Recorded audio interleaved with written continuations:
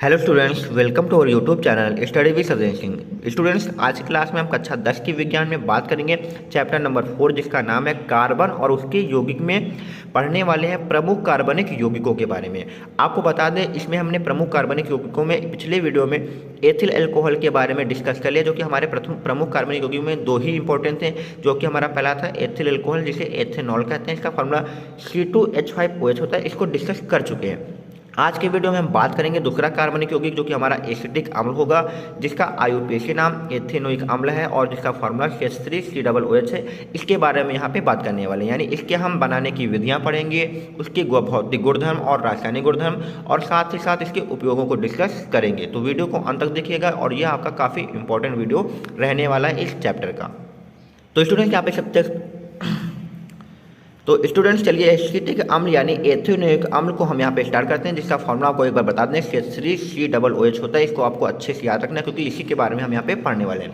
तो सबसे पहला हमारा टॉपिक रहेगा कि एसिटिक अम्ल, जिसका आयुर्वेदीय नाम एथेनोइक, हम यहाँ पे एथेनोइक अम्ल इसको लिख के चल रहे हैं। तो एथेनोइक अम्ल के हम यहाँ पे क्या पढ़ने वाले हैं, इसके निर्माण पढ़ने वाले हैं, यानी इसको हम कैसे प्रयोगशाला में, यानी कैसे इसको हम बनाएंगे।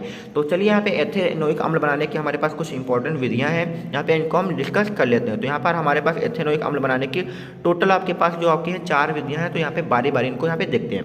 तो सबसे पहला तरीका है कि एथिल अल्कोहल के ऑक्सीकरण द्वारा यहाँ पे हम एथेनोइक अम्ल का निर्माण कर सकते हैं। तो एथिल अल्कोहल का जो फॉर्मूला होता है, ये आपका होता है CH3CH2OH। ये आपका एथिल अल्कोहल का फॉर्मूला होता है। कहीं कहीं पर आपको पता है कि एथिल अल्कोहल को ऐसे भी लिखा जाता है C2H5OH भी लिख लेते हैं, लेकिन हमने इसको तोड़ के लिखा ताकि आपको ये और अच्छे तरीके से समझ में।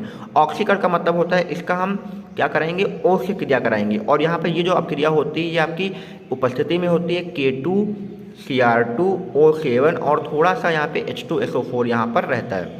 इसका नाम क्या है, पोटेशियम डाइक्रोमेट होता है, और ये आपका सल्फ्यूरिक अम्ल है। तो ये रिएक्शन जो आपकी एथिल अल्कोहल का ऑक्सीकरण होगा, वो पोटेशियम डाइक्रोमेट और सल्फ्यूरिक अम्ल की उपस्थिति में होगा। ठीक है, यहाँ पे सबसे पहले देखिए ये बनता क्या है। तो यहाँ पे देखिए ये आपका CH3 है, इसको कॉपी कर दीजिए।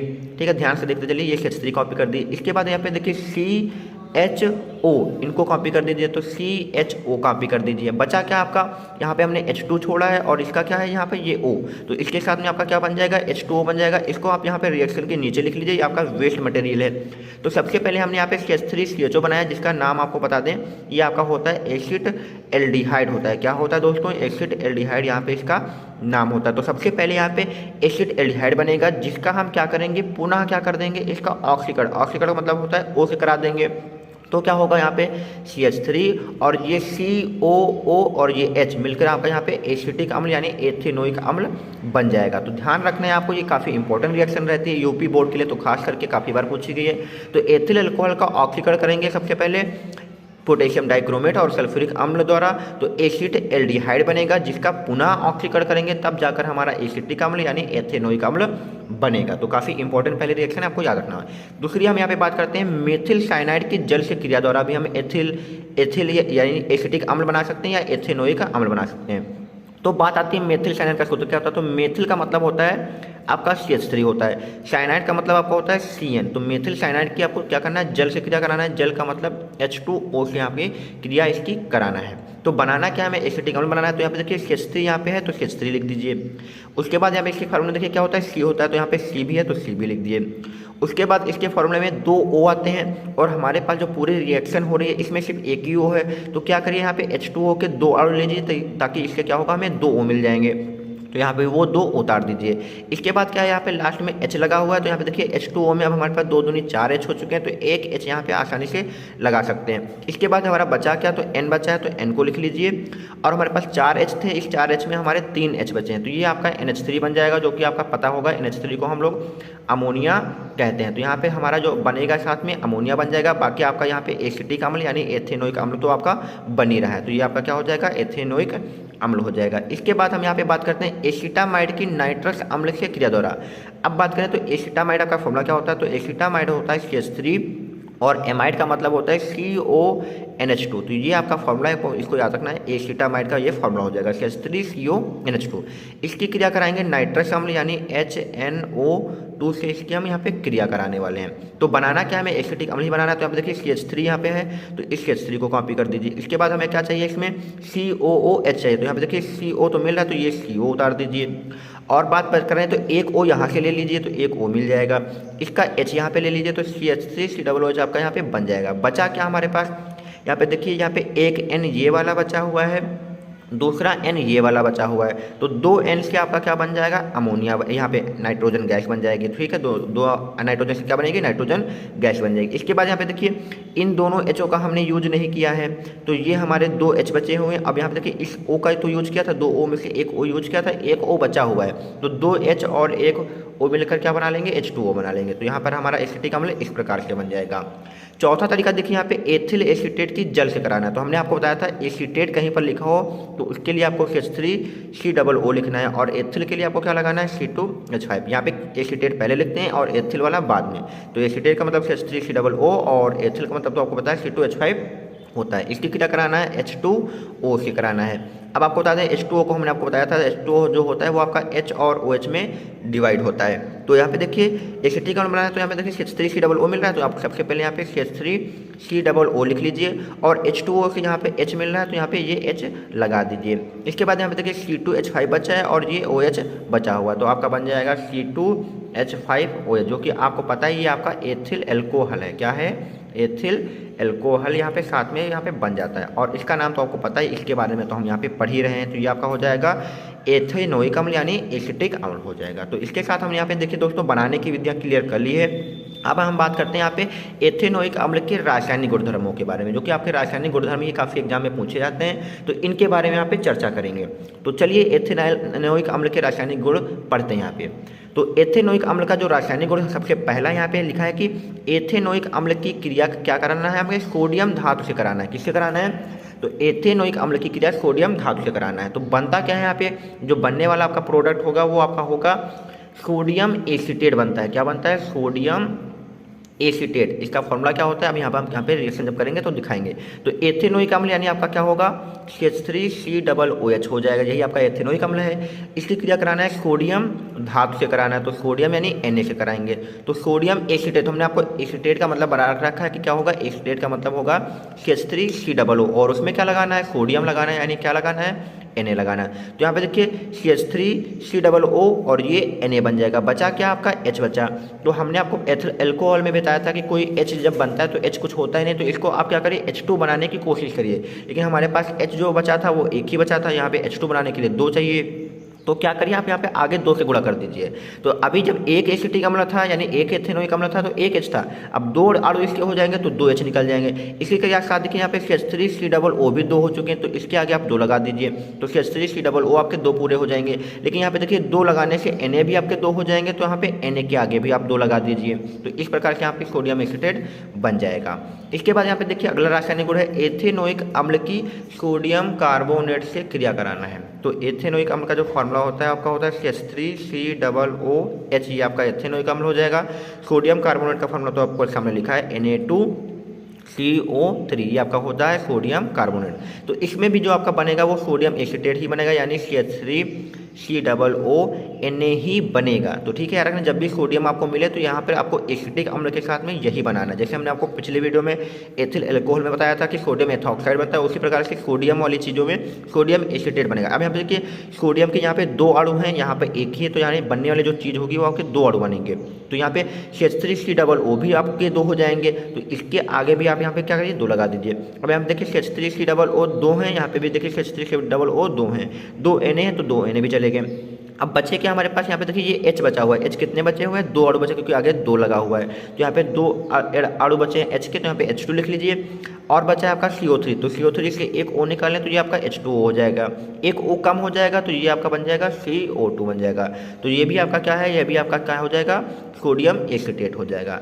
तीसरी देखिए यहाँ पे एथेनोइक अम्ल की सोडियम बाइकार्बोनेट से। तो एथेनोइक अम्ल का फॉर्मूला तो आपको पता हो गया है, CH3COOH होता है। इसकी क्रिया कराना है सोडियम बाई, सोडियम का मतलब Na होता है, बाई का मतलब H होता है, और कार्बोनेट का मतलब आपका CO3 होता है। इसकी क्रिया कराएंगे तो क्या बनेगा, तो इसमें भी देखिए सोडियम है, तो बनने वाला प्रोडक्ट जो होगा वही होगा, यानी क्या बनेगा हमारा CH3COO बिना सोचे आपको ये बना ही देना है। तो यहाँ पे देखिए CH3COO यहाँ से निकल जाएगा, यहाँ से एक Na निकल गया, तो ये तो बन गया। बचा क्या, ये H बचा है, ये H बचा है, इसमें का एक O निकाल लीजिए, तो ये आपका H2O बन जाएगा, और यहाँ पे एक O कम हो जाएगा तो आपका क्या बन जाएगा, CO2 बन जाएगा। तो ये भी आपका सोडियम एसीटेट बन जाएगा। इसके बाद यहाँ पे देखिए अगली रिएक्शन आपकी किसकी है, PCl5 से क्रिया है और एथेनोइक अम्ल की NaOH है। तो यहाँ पे देखिए फिर से एक Na वाला आएगा, तो इसको पहले देख लेते हैं। तो एथेनोइक आपका क्या होता है, CH3COOH ही होता है, और इसकी क्रिया किसे कराना है, NaOH, यानी NaOH का फार्मूला मतलब सोडियम हाइड्रोक्साइड। यहाँ भी इसमें Na है, तो बनने वाला आपका CH3COONA ही होगा।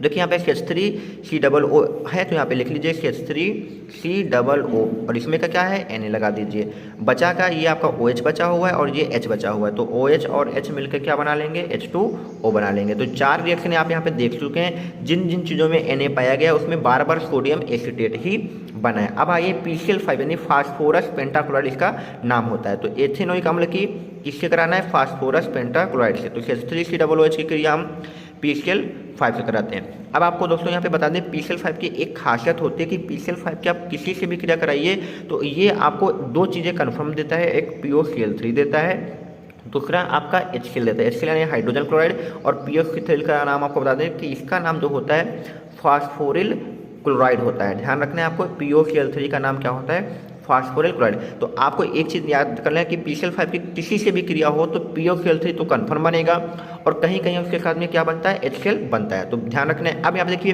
यहाँ से P देखिए P चला गया, यहाँ पे देखिए ये O चला गया, 5 Cl यहाँ पे हैं, तो 5 Cl में 3 Cl भी चले गए। अब यहाँ पे देखिए एक H और इसमें का एक Cl HCl चला गया, तो बचा क्या आपके पास, बचा आपके पास CH3 बचा है ये वाला, और ये आपका CO बचा है, तो CH3CO बचा। 5 Cl में 4 Cl तो आप यहाँ पे जा चुके हैं, तो 1 Cl बचा, तो बनेगा आपका जो बनने वाला प्रोडक्ट क्या होगा, CH3COCl हो जाएगा। तो इसीलिए सबसे पहले आप यहाँ पे वेस्ट मटेरियल बना लीजिए, तो आपका जो बचेगा वो आपका प्रोडक्ट निकल कर आ जाएगा। इसका नाम बात करें तो इसका नाम जो होता है एसिटिल क्लोराइड होता है। क्या होता है दोस्तों, एसिटिल क्लोराइड इसका नाम होता है। तो याद रखना है, यहाँ पे CH3COCl क्या हो जाएगा, एसिटिल क्लोराइड हो जाएगा। ठीक है, इसके बाद चलिए हम यहाँ पे आगे कुछ और इंपॉर्टेंट रासायनिक गुण है इनको डिस्कस करते हैं।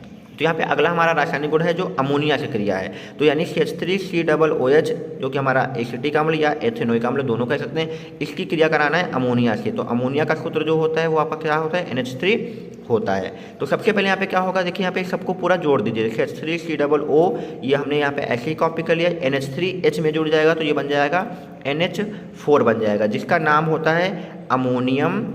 NH4 को क्या कहते हैं, अमोनियम कहते हैं, और CH3COO को क्या कहेंगे, एसीटेट कहेंगे। तो ठीक है, यहाँ पे देखिए NH4 से अमोनियम, CH3COO से क्या हो जाएगा, एसीटेट हो जाएगा। अगर इसको हम पुनः क्या कर दें, इसको गर्म कर दें, क्या कर दें, पहले भी हमने इसको गर्म किया था, थोड़ा सा और गर्म कर दें, तो यहाँ से क्या होगा, CH3CO ये निकलेगा, यहाँ से CH3CO निकल जाएगा, और NH4 से यहाँ पे NH2 निकल जाएगा। क्या निकलेगा, यहाँ पे NH4 से NH2 निकल जाएगा। यहाँ पे 4 H थे, यहाँ पे 2 H बचे हैं, तो यहाँ पे H2 निकाल लीजिए, और ये देखिए ये O छोड़ा है, तो यहाँ पे क्या बन जाएगा, H2O बन जाएगा। तो ये जो आपका बना है CH3CO NH2, इसे हम लोग कहते हैं एसिटामाइड कहते हैं। तो याद रखना है CH3CO NH2 जो बना है आपका क्या है, एसिटामाइड हो जाएगा। तो यहाँ पे कुछ इंपॉर्टेंट हमने रासायनिक गुणधर्म डिस्कस कर लिए, 1-2 और इंपॉर्टेंट है, उनको भी देख लेते हैं, फिर ये हमारा टॉपिक पूरा कंप्लीट हो जाए। दोस्तों यहाँ पे अगला एथेनोइक यानी एसिटिक अम्ल का जो इंपॉर्टेंट टॉपिक है, यहाँ पे जो रासायनिक गुण है निर्जलीकरण अपक्रिया। यहाँ पे देखिए यह अपक्रिया काफ़ी इंपॉर्टेंट रहेगी एसिटिक अम्ल की। तो निर्जलीकरण में हमें क्या पढ़ना है, यहाँ पे लिखा है कि फास्फोरस पेंटाऑक्साइड, जिसे हम लोग P2O5 भी कहते हैं, की उपस्थिति में एथेनोइक अम्ल जो होगा वो एक जल का अणु निकालेगा, और एक क्या होगा, एसिटिक एनहाइड्राइड का अणु बनाता है। तो यानी क्या करना है कि फास्फोरस पेंटाऑक्साइड की उपस्थिति में अगर हम एथेनोइक अम्ल को गर्म कर दें तो उसमें से एक जल का अणु निकल जाएगा और एक अणु आपका एसिटिक एनहाइड्राइड का निकल जाएगा। तो इसी प्रक्रिया को हम निर्जलीकरण कहते हैं। तो चलिए इसको समझते हैं। सबसे पहले आपको एसिटिक एनहाइड्राइड का सूत्र बता दें।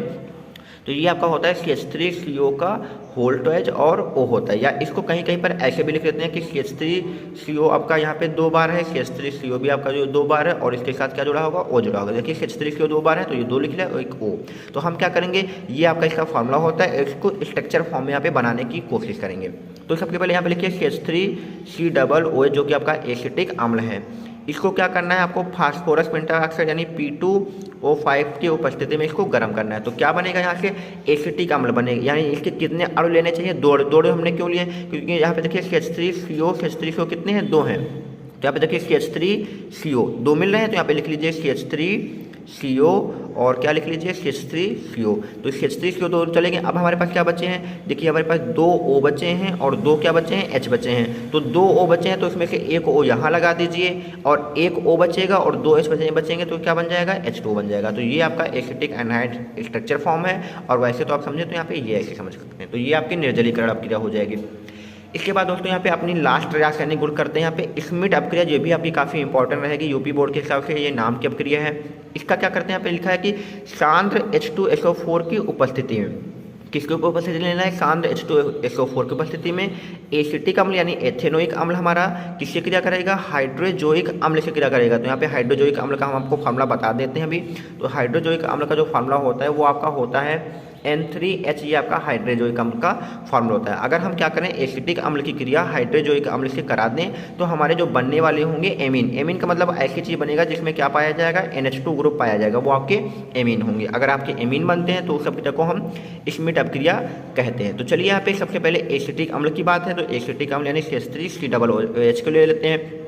इसकी क्रिया हाइड्रोजोइक अम्ल यानी N3H से कराना है। तो यहाँ पे N3H ले लेते हैं। किसकी उपस्थिति में कराना है, तो H2SO4 की उपस्थिति में कराना है। तो यहाँ पे H2SO4 लिख लीजिए। अब बनने वाला हमारा क्या होता है, एमीन बनते हैं यानी जिसमें NH2 पाया जाए। तो सबसे पहले यहाँ पे देखिए ये CH3, तो इसको लिख लीजिए, ये आपका CH3 हो गया। अब एमीन के लिए NH2 बनाना है। तो यहाँ पे देखिए 3 N आपके पास है, 3 N में से 1 N यहाँ पे लिख लीजिए और 2 H आपके पास है, तो 2 H यहाँ पे लिख दीजिए। तो ये आपका देखिए CH3NH2 यानी मेथिल एमीन बन जाएगा। CH3 को मेथिल कहते हैं और NH2 को क्या कहते हैं, यहाँ पे एमीन कहते हैं। तो मेथिल एमीन बन जाएगा। बचा क्या हमारे पास, देखिए ये आपका COO बचा है, तो ये आपका यहाँ पे CO2 बन जाएगा। 3 N हमारे पास थे, 1 N यूज हुआ है, तो 2 N बचे हैं, तो ये आपकी नाइट्रोजन गैस भी बन जाएगी।